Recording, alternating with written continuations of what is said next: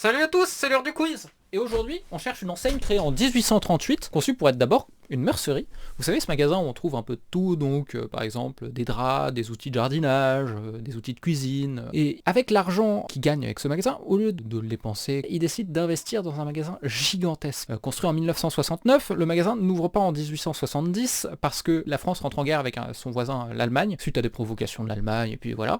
Et il y a le siège de Paris, et pendant le siège de Paris, le magasin sert de plateforme de distribution de vivres aux Parisiens assiégés. Donc en 1872, c'est un magasin immense. Faut savoir que dans les années 1850, donc avant la construction du nouveau magasin, ils avaient à peu près 300 mètres carrés d'espace de vente et 12 vendeurs. En 1877, c'est plus du tout la même chose. On est sur 20 000 mètres carrés et on est sur plus de 1700 vendeurs. Donc vraiment, c'est un magasin titanesque. D'ailleurs, une histoire raconte comme quoi Gustave Eiffel aurait fait la structure du toit du magasin, mais c'est un peu plus compliqué que ça. Ce serait juste tardivement, il serait venu observer la structure et donner des conseils. C'est pas vraiment lui qui l'a créé. Ce magasin est conçu comme étant le temple, la cathédrale moderne du commerce. Et on peut aussi considérer que c'est un lieu fait uniquement pour la cliente et pour que les clientes achètent.